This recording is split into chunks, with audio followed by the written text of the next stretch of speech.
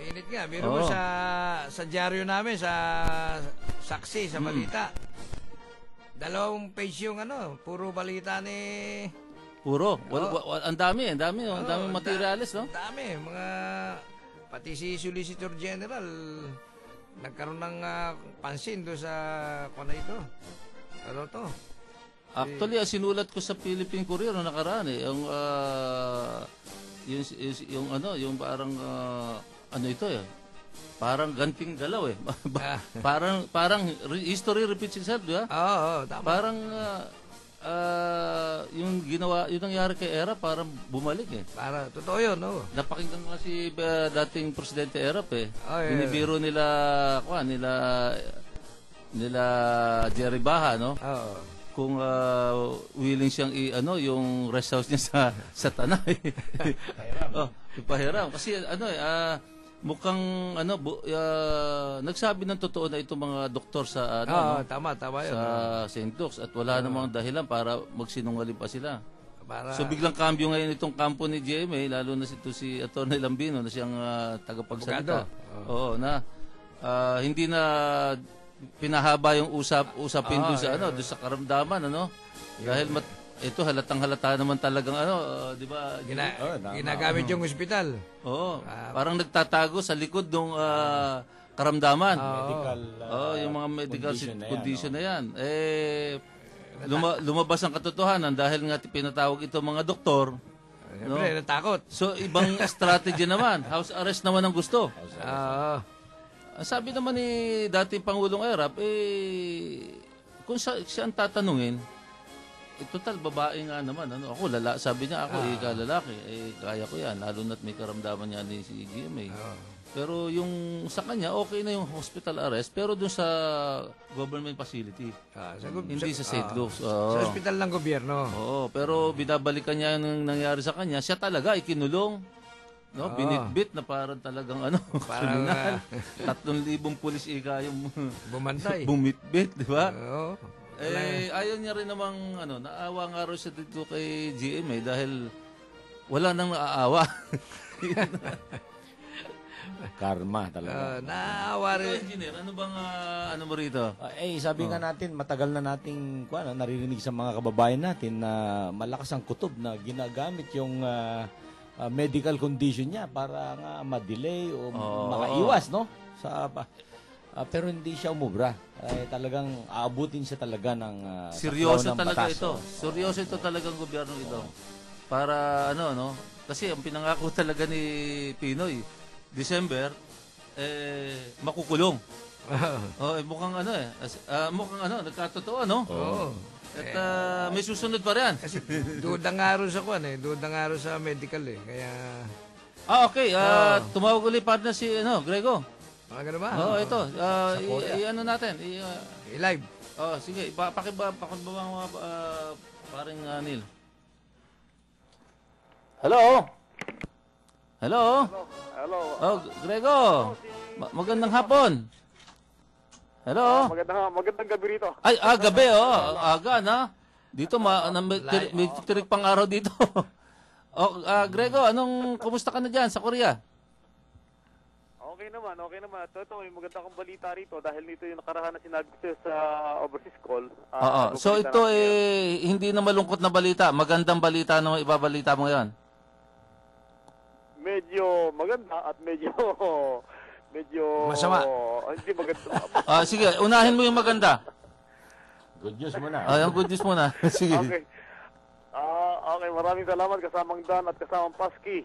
Isang Pinoy na nakilala sa pangalang batiin mo na rin si Juan, si Engineer Willie Juan. Saka si John. Si John Carlos, para makarating din sa Korea yung pangalan. Magandang gabi, Grego. Si Engineer Willie ito. Magandang gabi po. Magandang gabi po, Engineer Willie. Salamat. At ito nga, may balita rito. Isang Pinoy na nakilala sa pangalang Winston Cattle, 37, may asawa at naninirahan sa Baguio City, ang humihimas ngayon ng isang malamig na rehas na bakal habang nakakulong sa pila ng pulisya ng Seoul, South Korea. Yun ang mahirap mahimasin. Sige, tuloy. Sa kasong pagpapadala o pagtanggap ng package buhat sa Pilipinas na dumaan sa post office ng Korea na may lamang 20 pieces of live ammunition Bah. noong mga nakalipas na linggo. Oo. Bala lang yun. Bala lang. Oo. Oo.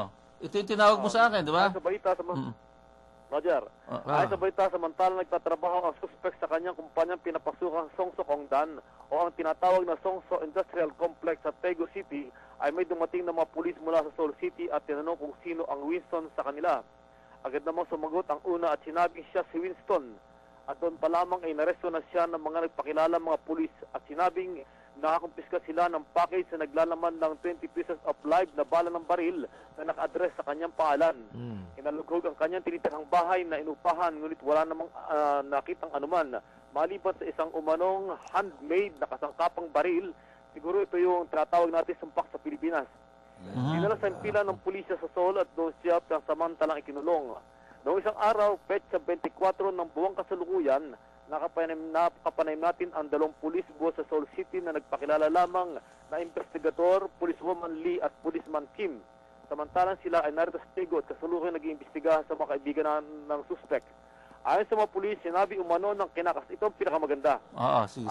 Ayon sa mga pulis, sinabi umano ng kinakasamang babae ni Winston dito sa Korea na baka kaya daw umano nagpadala ng ganitong illegal na bagay ay dahil sa kissing scene nilang dalawa na nakita sa Facebook ng tunay na asawa ng suspect. Kinausap natin ng 2 pulis na kung pwedeng makausap through telephone ang suspect. Subalit tumanggi mo ito dahil di pa raw humaharap sa korte. Habang iniulat ang balita ito, walang impormasyon pa nakukuha ang mga pulis sa suspect kung ano ang tunay na mga pangyayari. So ito talagang Diba? parang Kaya- feeling na parang sinadya, no? Napadala sa kanya? Para ikapahamak at niya. sabi Pero dito, ito true sinasabi mo, nung nabanggit mo sa akin to, true sa post office ito. True, sa post office. Oo. Sa post office. So, Hindi man. sa madalit sabi, sa post office, hindi na-check itong mga ganito, mga pinapadala mga package. Hindi natin alam. Diyan mula.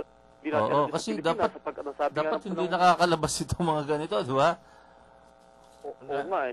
Ang sabi kasi ng post dito, sa kanya sa kapatid daw yata ng suspect nang galing ang package. Oo, sa kapatid ng suspect. Sa Kaya kapatid medyo... ng suspect, Di ba dumadaan yan sa scanner sa... Oo, dahil Sa dapat scan. dumadiscada. X-ray. Bakit hindi nakalusot ito? Anyway, magandang ito, no? Kasi yun ang isang bagay dapat bigyang pansin ng ating mga Saka na, custom din to, di ba? Oo. Sa custom. Kaya nakalusot. medyo... Dahil Pinoy. Magaling ang Pinoy eh. O, tuloy mo, Grego.